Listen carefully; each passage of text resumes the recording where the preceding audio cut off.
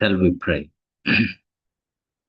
Father in heaven, thank you so much for another blessed privilege to gather together in this time and through this online platform. Thank you so much for your goodness, Lord, that you're making these meetings possible in our lives. We know, O Lord, that very soon gathering on these online platforms will be cut off, and we will desire, we will crave, and we will cry for this opportunity.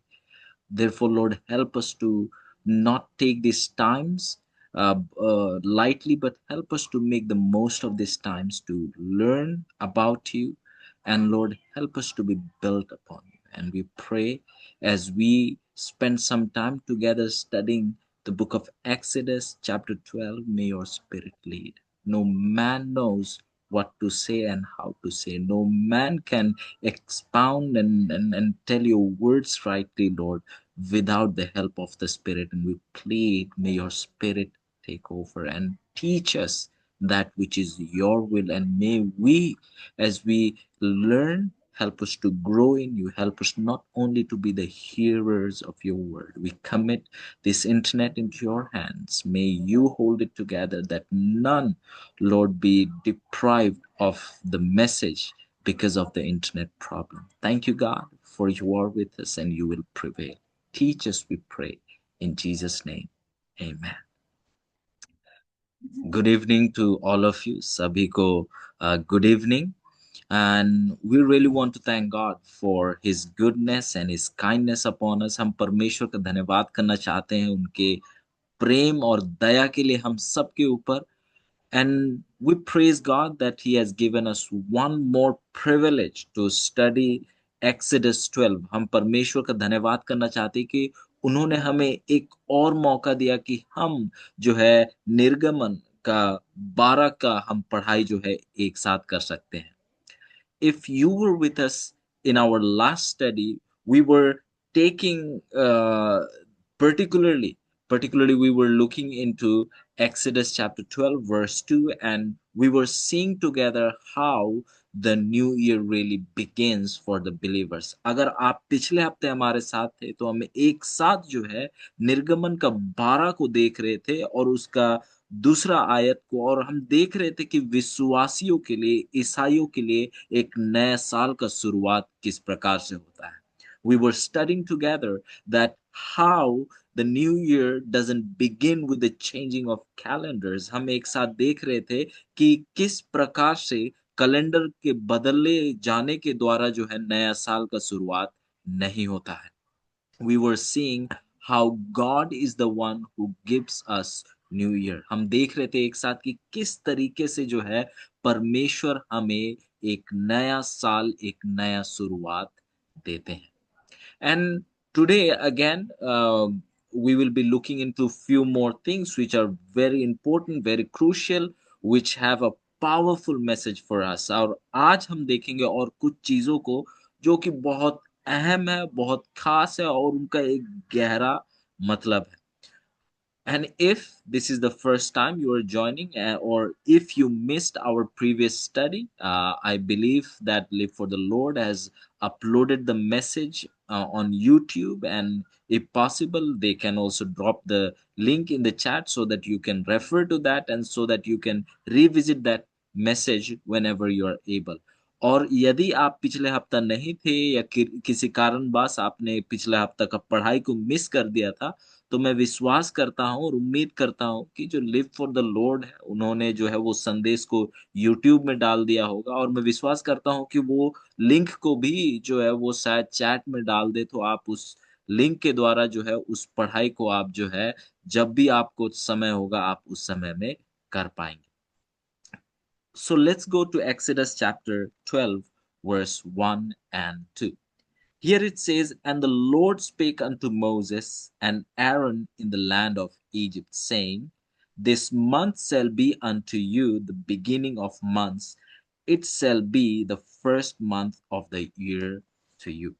हम देखते हैं निर्गमन उसका 12 का 1 और 2 में परमेश्वर कहते हैं हारून और मूसा से कि ये महीना जो है आपके लिए जो है इस महीनों का ये जो है पहला महीना होगा इस साल का। In other terms if we were to say God was telling happy new year to the Israelite. यदि हम दूसरे शब्दों में कहें तो परमेश्वर जो है इस्राएलियों से कह रहे थे नया साल आपको मुबारक हो।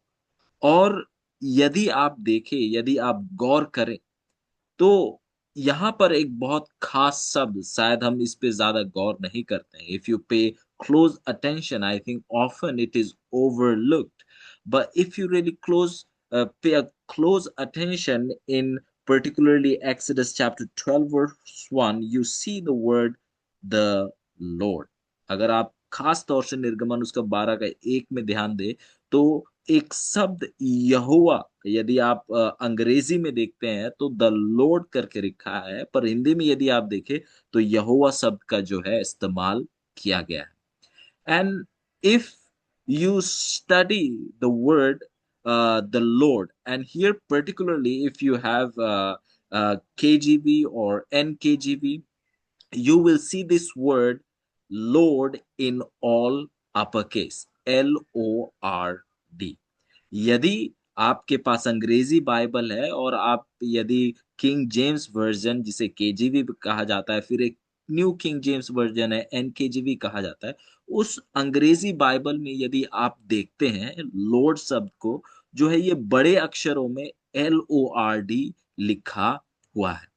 And this word has a special meaning if you really dig deep into this word, and if you really study this word, it means Jehovah।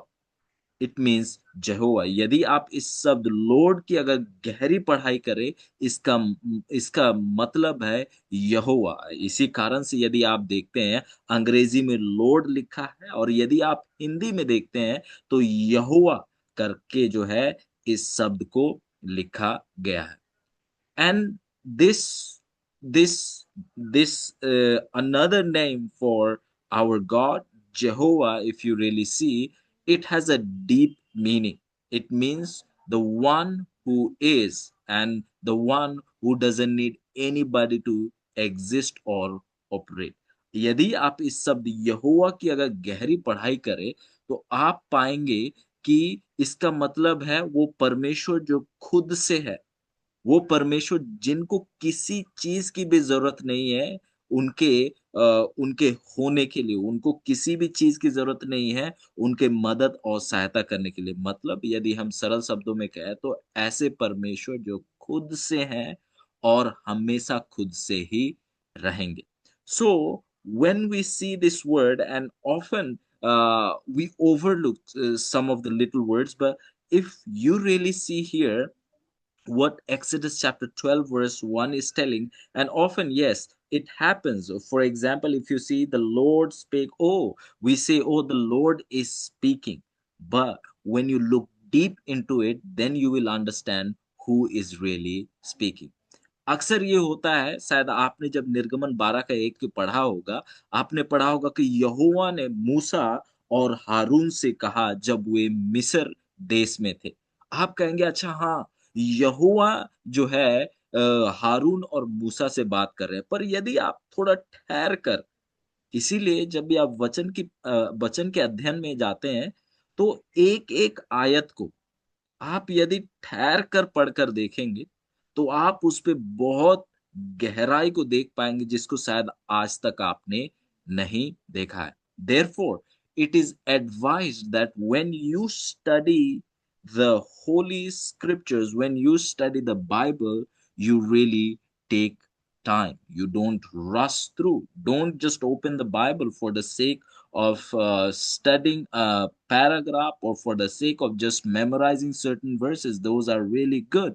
But if you do that, then you will miss many deep things which God really wants you to see. Therefore, इसी वजह से आप हमेशा सुझाव दिया जाता है कि जब भी जब भी आप बाइबल खोलते हैं, तो आप केवल उसको जो है दिन का रूटीन पूरा करने के लिए मत कीजिए या कुछ आयतों को याद करने के लिए मत कीजिए। क्योंकि यदि आप ऐसा करते हैं, तो आप बहुत से ऐसे बातों को नहीं देख पाएँगे जो परमेश्वर चाहते हैं कि आप उन्हें देख पाए। That's the reason God's servants tells us often that studying the Bible is more like riding a bicycle or maybe a car in the first gear, and it is more like climbing. It is more like scaling up. इसीलिए परमेश्वर के एक दास कहते हैं कि Bible को कैसे पढ़िए, जैसे आप गाड़ी को, वो दो चक्का का गाड़ी हो सकता है, चार चक्का का गाड़ी हो सकता है, उसको एक गियर में चलाने के जैसा और पहाड़ चढ़ने जैसा।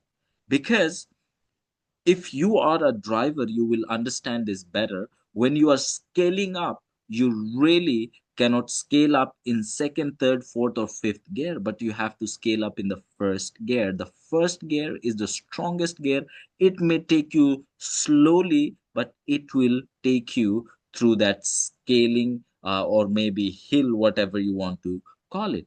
जब आप पहाड़ चढ़ रहे हो तो आपको उस पहाड़ को चढ़ने में जो है आपको जो है दूसरा, तीसरा, चौथा और पाँचवाँ गियर नहीं सहायता कर सकता है, पर पहला गियर आपको सहायता कर सकता है, वो सबसे ताकतवर गियर होता है। हाँ, भले आप धीमा जाएँगे, पर आप उस पहाड़ को क्या कर पाएँगे? चढ़ पाएँगे। Like Likewise, when you study the Bible, you be in first gear. Do not go to second, third, fourth, fifth gear, because when you try to do that, then you will miss the whole point. You will miss many deep things in the Bible. इसीलिए जब भी आप Bible पढ़ रहे हो तो आप एक गियर में करें, आप जो है तेजी से ना जाइए। अगर आप तेजी से जाएंगे तो आप बहुत से बातों को जो है नहीं देख पाएंगे। So when we come to Exodus chapter 1, chapter 12, verse 1, it says the Lord. And what it is saying is this, that the creator, the self-existent and self-sufficient God is saying, who is saying? Self-existence, the God who is all by himself, he is saying to Moses and Aaron. जब हम निर्गमन उसका 12 का 1 में आते हैं, जब हम वहां देखते हैं यहोवा शब्द, उसका मतलब है वो परमेश्वर जो खुद से है, जिसको किसी की जरूरत नहीं है। वो सर्वशक्तिमान परमेश्वर किससे कह रहे हैं? मूसा और हारून से कह रहे हैं। The one who is speaking to Moses and Aaron, he was, is and will always be. जो मूसा और हारून से बात कर रहे हैं वो थे, वो है और वो हमेशा रहेंगे। So we see here that the Almighty, omnipotent, we can say, omnipresent and omniscient God, He is speaking to Moses and Aaron. We see here कि God, आप यदि आप यहाँ देखें तो हम देखते हैं वो सर्वशक्तिमान परमेश्वर जो हर जगह उपस्थित है, वो जो हर चीज को जानते हैं, वो मूसा और हारून से उनसे क्या कर रहे हैं? वो ये बातें कर रहे हैं। And God tells them that this month is going to be the first month of the year. God was telling, this is going to be the new year. The new year for you has begun. हम देखते हैं कि परमेश्वर उनसे कह रहे थे कि ये साल का पहला महीना है। वो कह रहे थे उनसे कि नया साल जो है आपका अब से क्या हो गया है? शुरुआत हो गया है। And we were studying it together how the picture for the Israelites changed, how they came to Egypt, and how the king was changed, and when he was changed, how things turned out for them. हम पिछले हफ्ता देख रहे थे कि किस प्रकार से जो है इसराइली जो है मिस्र में आते हैं, फिर किस प्रकार उनके लिए कहानी बदल जाता है जब नया फिरौन आता है, और किस प्रकार से वे जो है सताए जाते हैं। And in Exodus chapter 12, we see that deep things of the gospel are written. And in the time that we have, we are going to look into it little by little. Now in verse 3, please pay close attention, and those और जिनके पास जो Hindi Bible है, मैं शायद अंग्रेजी में पढ़ूं, पर मैं आपसे विनती करता हूं कि आप अपने जो है हिंदी बाइबल खुले रखिएगा। जैसे मैं आयत बोलूंगा, आयत को मैं हिंदी में भी दोहराऊंगा, ताकि आप जो है उन आयतों को अपने साथ भी देख सकें। तो यहाँ पर here in Exodus chapter 12 verse 3 it says, Speak ye unto all the congregations of Israel, saying, in the 10th day of this month they shall take to them every man a lamb, according to the house of their fathers, a lamb for an house. निर्गमन उसका 12 का 3 में आप इस बात को आप साफ तरीके से पढ़ सकते हैं.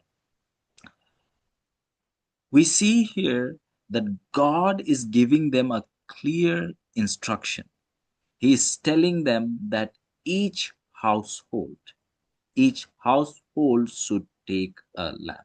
परमेश्वर यहाँ एक बिल्कुल स्पष्ट निर्देश दे रहे हैं कि हर एक परिवार को एक मेमना को लेना है.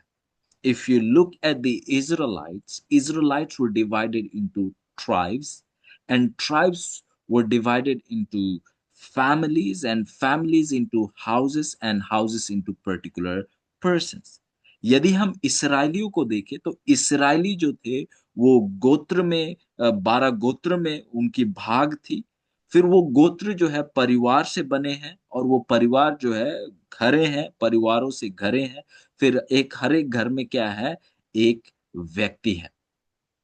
We see here God says that there should be no house without the lamb. परमेश्वर स्पष्ट रूप से कहते हैं मूसा और हारून से कि एक भी घर ऐसा नहीं होना चाहिए जहां पर मेमना ना हो. Every house every house should have the lamp. हर एक घर में एक मेमना जरूरी था.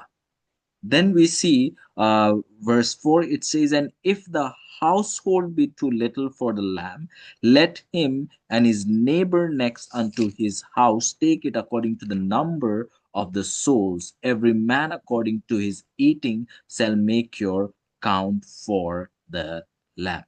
निर्गमन उसका आप 12 का आप उसका 4 में पढ़ सकते हैं. फिर then 5 it says, your lamb shall be without blemish, a male of the first year. Ye shall take it out of from the sheep or from the goat. आप निर्गमन उसका 12 का 5 में इस बात को आप पढ़ सकते हैं. Now we see here some of the details which often I think we miss out. हम यहाँ पर कुछ बातों को देखने वाले हैं जो कि शायद हम अक्सर उनको हम अनदेखा कर देते हैं, उनको शायद हम देखने से चूक जाते हैं. If you see here in verse 3, it speaks about 10th day, or the now for them the new year has begun, and on in that new year, on the 10th day, on the 10th day they were supposed to take the lamb, and they were to keep the lamb with them until the 14th day, and on the 14th day they were to slain the lamb. यदि हम गौर से देखें, यदि आप निर्गमन उसका 12 का 3 में देखते हैं, तो वहां पर परमेश्वर कह रहे हैं कि आप जो है मेमना को कौन से दिन लेंगे, उसे आप 10वें दिन को आप उसका क्या करेंगे, चुनाव करेंगे, और फिर उसको आप कितने दिन तक, कितना दिनों तक रखेंगे, 4 दिनों तक, मतलब 14वें दिन तक रखेंगे, और फिर 14वें दिन उसका क्या करेंगे, आप वध करेंगे. और यदि अब आप वचनों में देखें, हर एक बात जो है परमेश्वर कहते हैं उसका एक गहरा मतलब होता है, और यदि हम देखेंगे उन गहरे मतलों को तो वो हमें जो है चौंका देगी, वो हमें हैरान कर देगी. So we see here a few things. 10th day, and they were to keep the lamb for 4 days. It had the purpose, and they were to slain the lamb on the 14th day, uh, in the evening. यदि हम देखते हैं तो उनको जो है 10वें दिन मेमने का चुनाव करना था. 4 दिन तक उन्हें मेमने अपने साथ रखना था, और 14वां दिन 10 तारीख को लिया, 10 तारीख को लिया, फिर 4 दिन रखा, 14वां दिन उसके शाम को जो है मेमना का वध करना था. We'll read verse 7, verse 7, or rather 6, and then we will see other things. Verse 6, it says, and ye shall keep it up until the 14th day of the same month, and the whole assembly of the congregation of Israel shall kill it in the evening. आप इसको निर्गमन उसका 12 का 6 में पढ़ सकते हैं.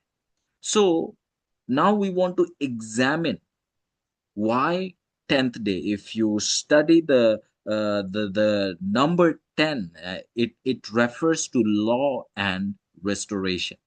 It refers to law and restoration, and we see God is telling the children of Israel to take the lamb on the 10th day.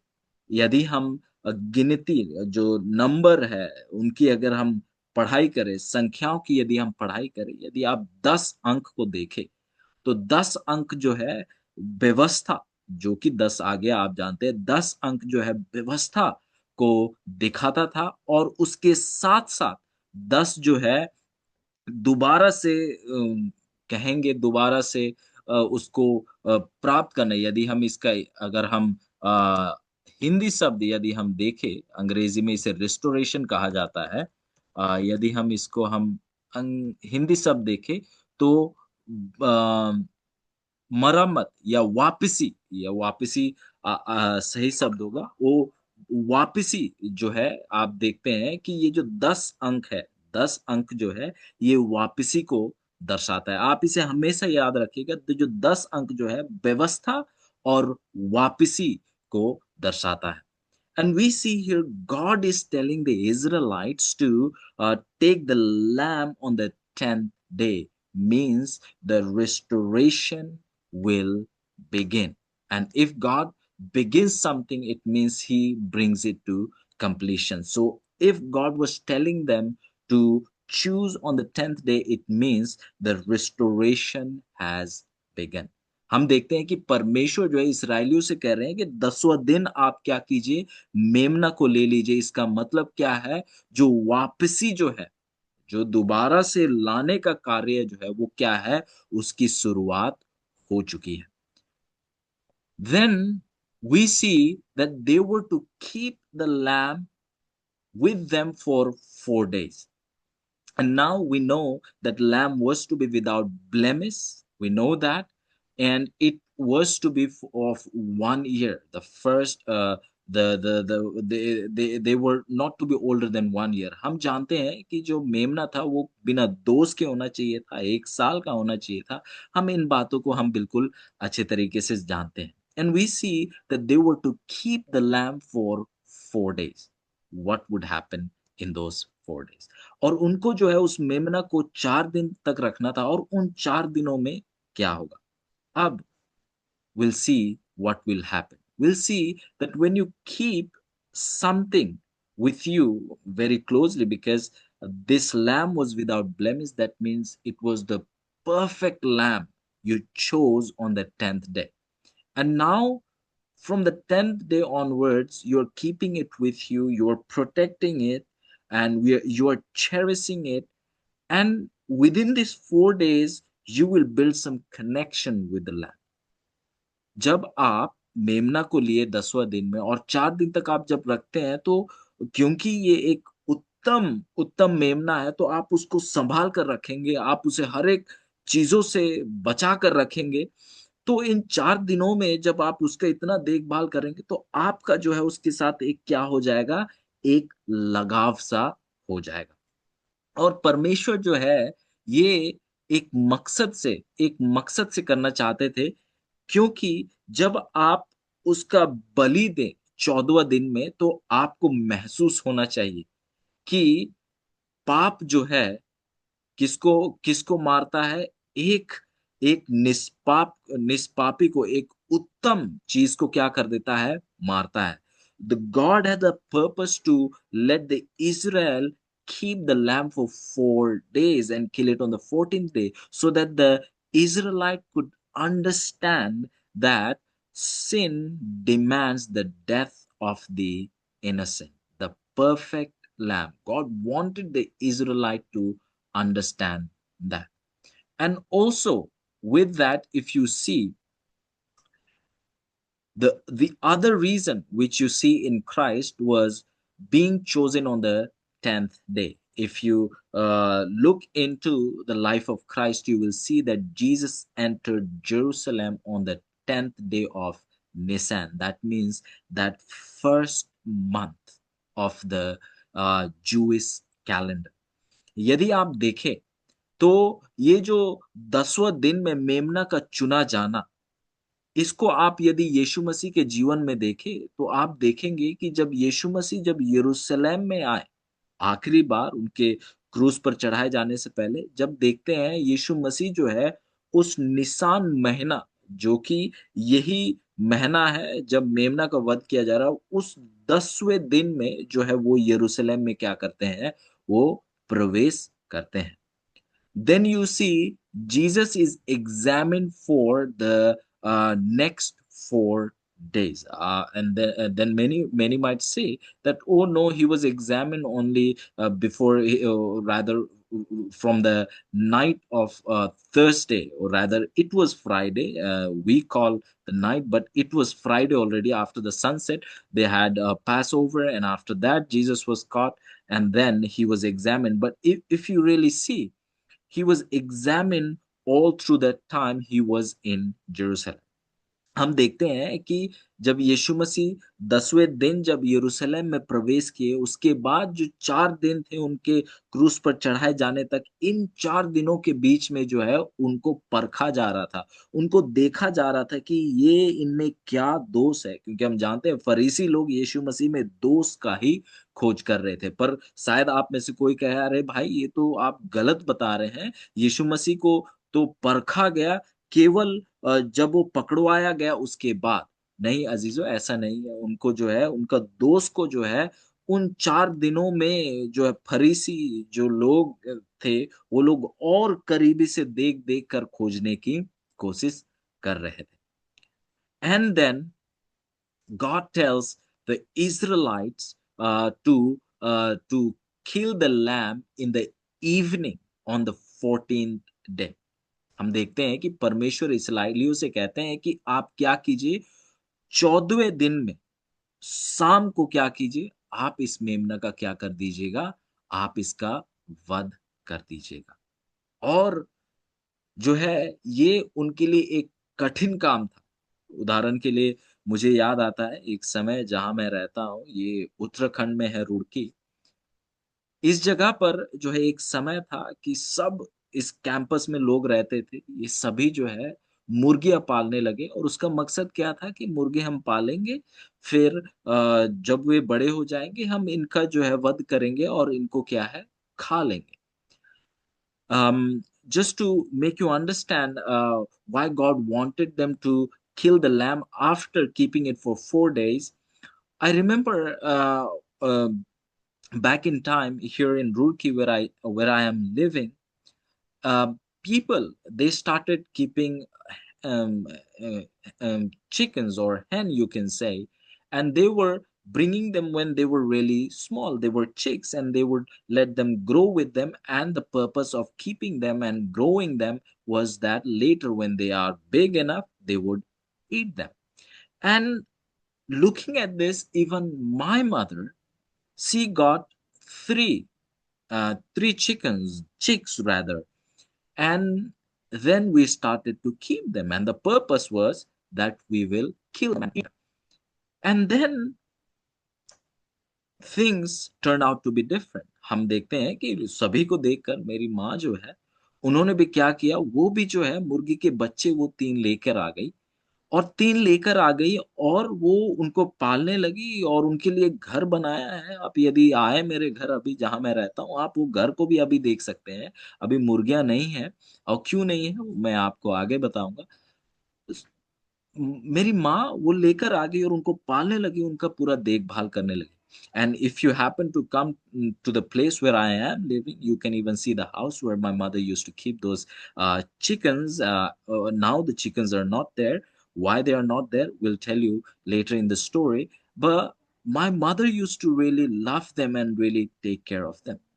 And um, little by little, the entire family, all of us were involved in taking care of them. When we used to take them out of their house, we used to be around making sure no dog or animal would come and eat them. We used to protect them, we used to take care of them, we used to provide for them.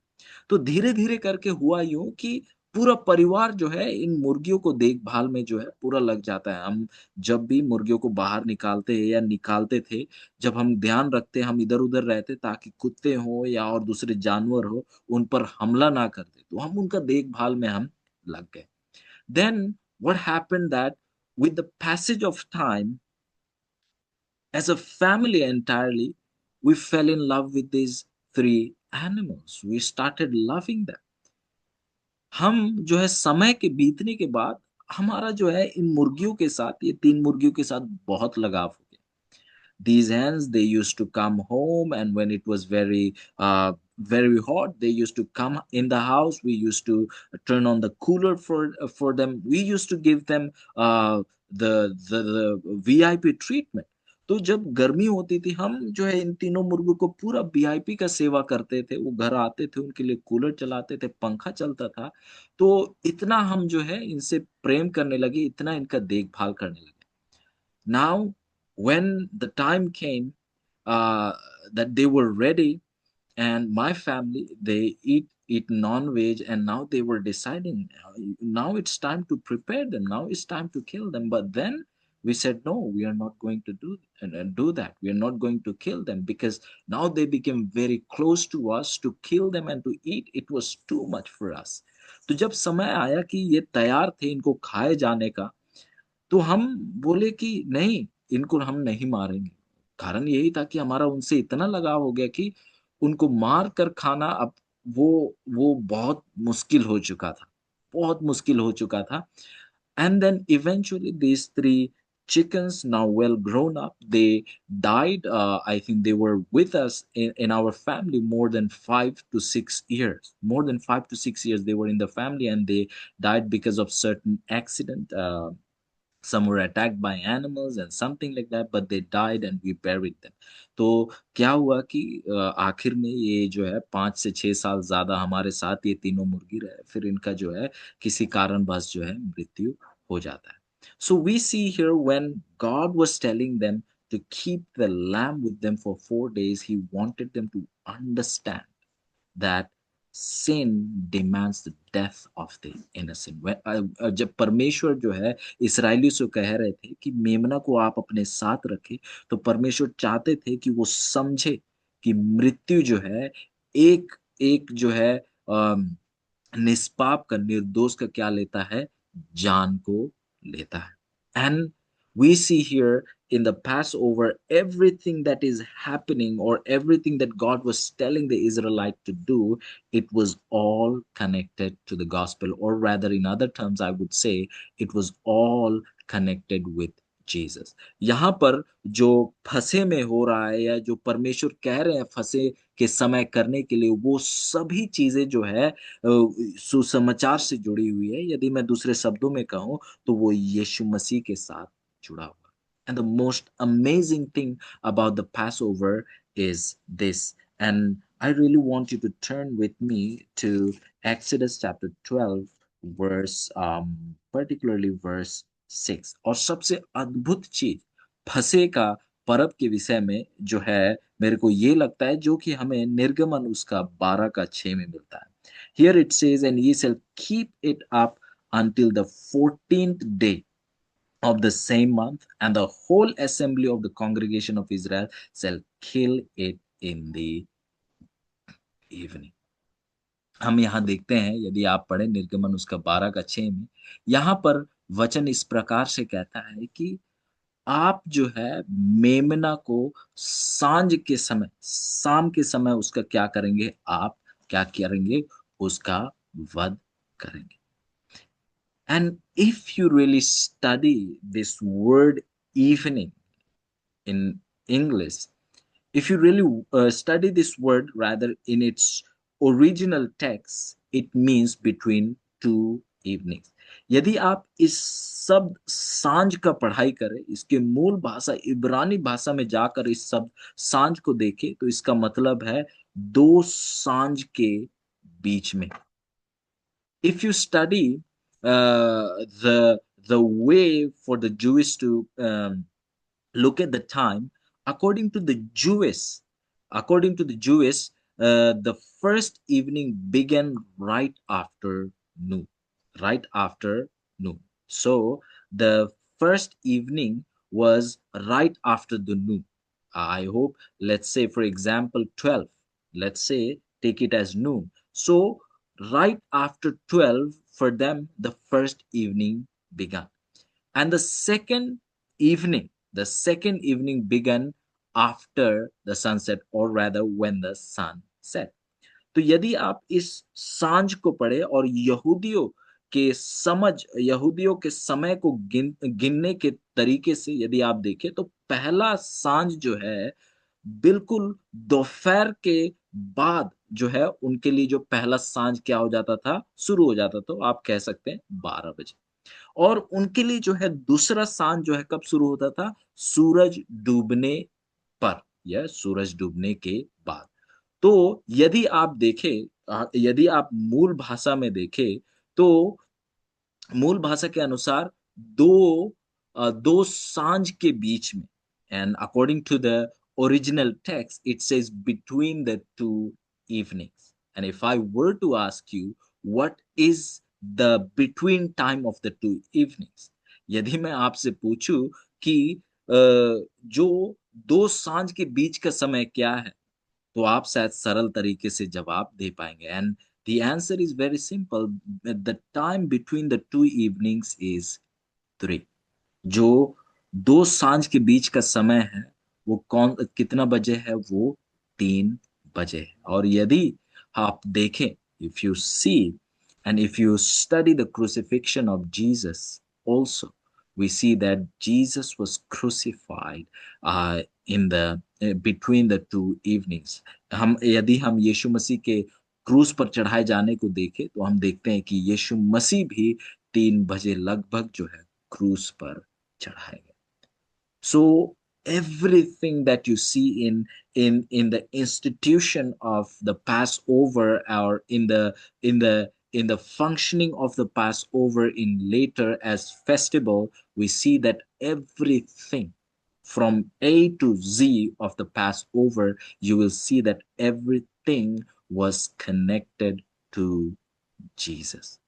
यदि आप देखें उस फंसे के परब को, उसको गहराई से देखें, उसका शुरू से अंत तक उस पे जो भी चीजें हो रही हैं, आप देखेंगे कि वो चीजें जो है यीशु मसीह के साथ क्या हुई है, सीधे तरीके से जुड़ी हुई है। Friends, it's amazing how God was instructing them, and it's amazing uh, how in everything was gospel so closely connected। ये अद्भुत है कि किस प्रकार से परमेश्वर इस्राएलियों से बातें कर रहे थे, उनको निर्देश दे रहे थे, पर हर एक निर्देश में आप देखते हैं कि सुसमाचार का कहानी जो है बहुत करीबी रूप से क्या हुआ है, जुड़ा हुआ है। And God is amazing. God is amazing, the way he is instructing them, the way he is instructing them. We'll see further, and it says God then goes on to tell them about they shall eat the flesh in that night, verse 8, roasted with fire and unleavened bread, and with bitter herbs they shall eat of it. Then verse 9, eat not of it raw nor sodden at all with water, but roasted with fire, his head with his legs and with the protenance thereof। तो हम यहाँ देखते हैं, यदि आप 8 और 9 को पढ़े, निर्गमन 12 का, आप देखते हैं कि वहां पर परमेश्वर उन्हें बताते हैं कि उनको जो है उस मेमने को उसी रात को खाना था, और वो आग से जलाया होना चाहिए, और जो है जो रोटी है जिसपे जो है खमीर ना लगा हो, और उनको कड़वा साग के साथ उन्हें खाना था, और उनको जो है उसको जैसा पकाया गया वैसा ही खाना था। हम देखते हैं कि परमेश्वर उन्हें कि कैसे खाना है, कैसे उस मेमने को तैयार करना है, उसको भी जो है परमेश्वर उनको बता रहे हैं। क्योंकि यदि आप इन हर एक बातों को देखें, तो हर एक बात जो है यीशु मसीह के साथ जुड़ा हुआ है। And we see God is giving instructions to the Israelites, and every instructions if you take and if you study them, you will realize that everything is pointing to Jesus. The lamb was not killed in order to be looked at only, but to be eaten. And our Lord Jesus Christ has not been slain merely that we may we may hear about him or talk about him or think about him, but that we may feed upon him. जो मेमना था उसको मारा इसीलिए नहीं गया क्योंकि ताकि उसको केवल देखे, पर उसको क्या करे, उसको खाए।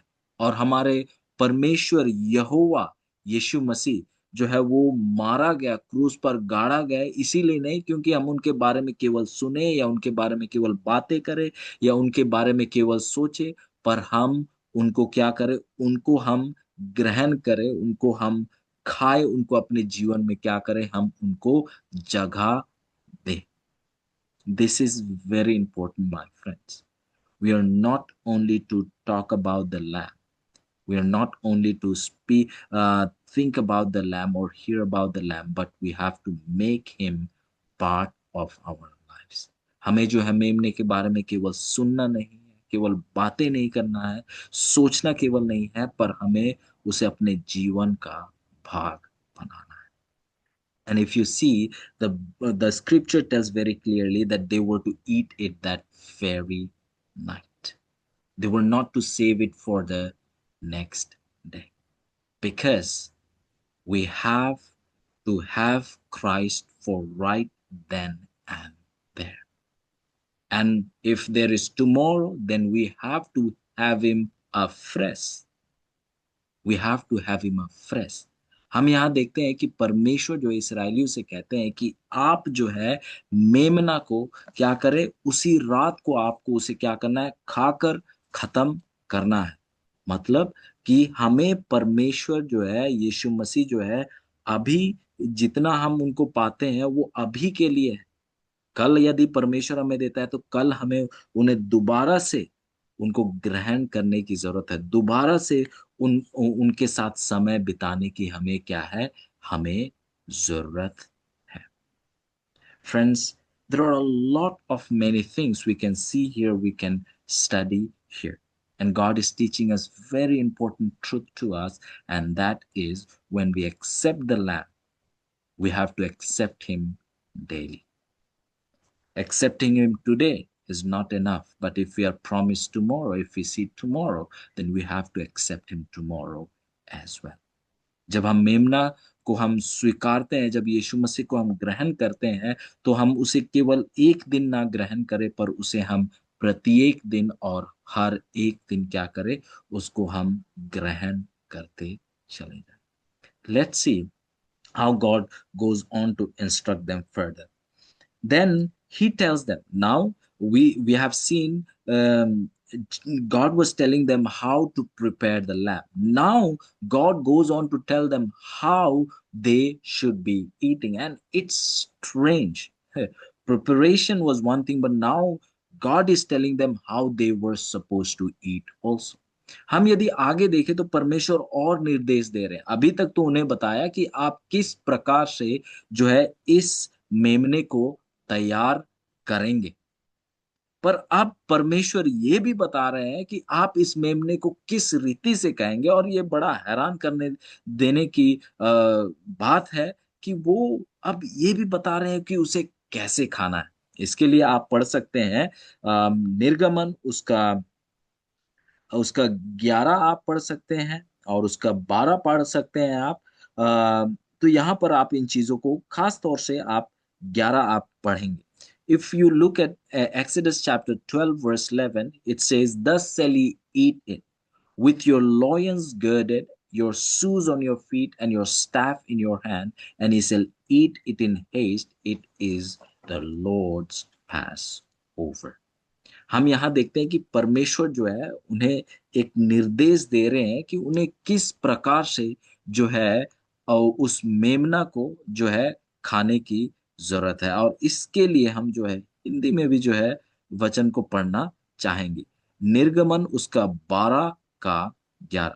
देखिए यहाँ वचन क्या कहता है। वचन कहता है कि और उसके खाने की यह विधि है कि कमर बांधे, पाँव में जूती पहने और हाथ में लाठी लिए हुए उसे फुर्ती से खाना, वह तो यहोवा का परब परब हो, परब होगा। So we see here it's a strange way to eat, with loins girded, with shoes on your feet, and with staff in your hand, and eating in haste. It's a strange way to eat. And I believe that none of you ever have eaten like that. For me, I love eating with no shoes on. Unless we are out on somewhere, but when we are home, we love to eat sitting in the sofa or on the bed with no shoes, with the most comfortable clothes. यदि हम देखें तो हम सभी को जब हम खाना खाते हैं तो शायद हमें अच्छे ऐसे कपड़े में खाना पसंद है जो कि बहुत अच्छा हो, जिससे आप अच्छे से हिल-जुल सकते हैं, या आप बेड में बैठकर खाना पसंद करते हैं या सोफ़ा पर बैठकर खाना पसंद करते हैं। पर जैसे परमेश्वर कह रहे हैं कि कमर बाँध रखा है, फिर जूते पहने हुए, और जो छड़ी है उसको क्या है हाथ में पकड़े हुए, और ये बड़ा अजीब अजीब सुनने को जो है सुनाई दे रहा है, पर परमेश्वर का इसके लिए भी मकसद है। The very first thing it says a staff in your hand, and yes, it is a bit awkward to eat with staff in your hand, but again, this depicts the need to be ready and move out at any moment's notice. एक जो छड़ी को हाथ पे लिया हुआ और खाना, इस बात को दिखाता है, शायद ये बड़ा अजीब सुनाई दे रहा है, पर ये इस बात को दिखाता है कि आप तैयार हैं, और किसी भी क्षण जब कहा गया हो, आप निकलने के लिए क्या है, बिल्कुल तैयार हैं। The second we see loins girded. That simply means these days we don't see that way of clothing for men, but back then we see that the loins, even females, they used to wear that. It was a flowing robe, robe. And loins girded means you have folded your robe and you have tucked it in here and you have tied it nicely. Means it helps you in movement. अब यहाँ देखते हैं कमर बांध। जब यदि हम प्राचीन समय में जाए तो लोग जो है एक बड़ा सा कपड़ा पहनते थे जो कि टांगों तक जाया करती थी, जिससे आप आराम से चल सकते हैं, पर यदि आपको तेजी से जाना हो तो आपको उसके लिए उसे ऊपर कर कर आपको कमर पर बांधना होगा, तभी जाके आप तेजी से क्या कर पाएंगे, आप जा पाएंगे। So we see here that God is telling them that they should be ready.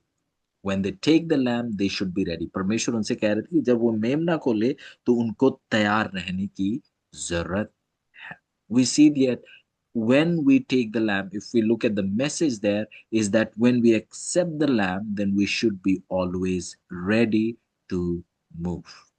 Always ready to move. Move to tell others about the lamb. जब हम मेमना को ग्रहण करते हैं अपने जीवन में, तो तब ही हमें तैयार रहना चाहिए। किसके लिए तैयार?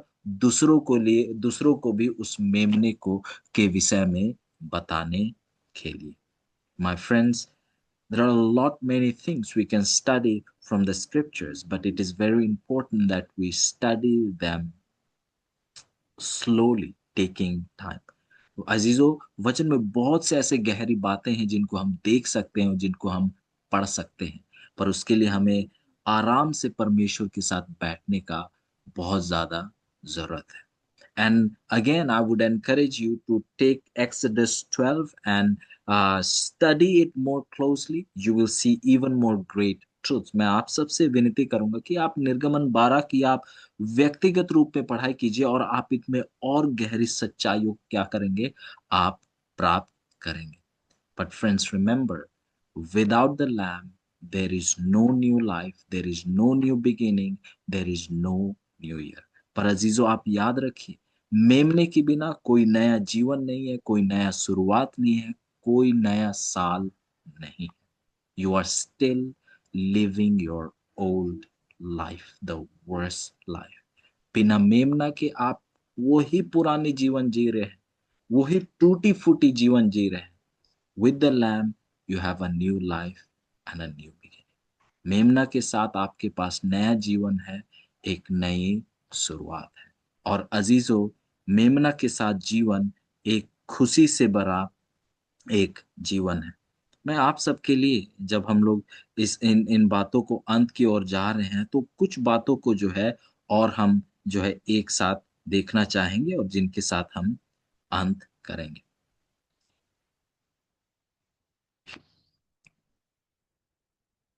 Here, Sister White writes, she says, another year of life is now in the past. A new year is opening before us. What will be its record? बहन एलन वाइट कहती है कि एक और साल जो है, हमारे जीवन का एक और साल जो है इतिहास में क्या है, अब जा चुका है। एक नया साल हमारे सामने खुल रहा है और जैसे हमने पढ़ा, हमारे लिए नया साल कैसे शुरुआत होता है, मेमने के साथ। जब हमने मेमना को ग्रहण किया तो हमारा जीवन नया तरीके से शुरुआत हो रहा है। पर इस नया साल में क्या बातें लिखी जाएंगी? What will what will we each inscribe upon its spotless pages? The manner in which we spend each passing day will decide this question. कौन से बातें इस नए पन्ने में लिखी जाएंगे, वो कौन कब कैसे निर्णय होगा उसका, हर एक दिन हम अपना जीवन कैसे जीते हैं। Again, he says, let us enter upon the new year with our hearts cleansed from the defilement of selfishness and pride. आइए हम इस नया साल में जो है अपने दिलों को पाक साफ करें उन खुदगर्जी से और घमंड से, और हर एक पाप के कामों को हम क्या करें, अलग करें। The question that she leaves with us is, what shall we write upon the new page which Christ is giving through his blood? एक सवाल के साथ जो है परमेश्वर की दास हमें छोड़ती है, और वो सवाल ये है कि उस नए पन्ने में हम किन बातों को लिखेंगे, जो नया पन्ना जो है हमें यीशु मसीह के बलिदान के द्वारा मिला है। If you have accepted Christ, if you have taken the Lamb, you have the new year and the new beginning. But if you have just taken the lamb and that's it, and if you're not taking him day by day, then your story in that new page is not the way it should be.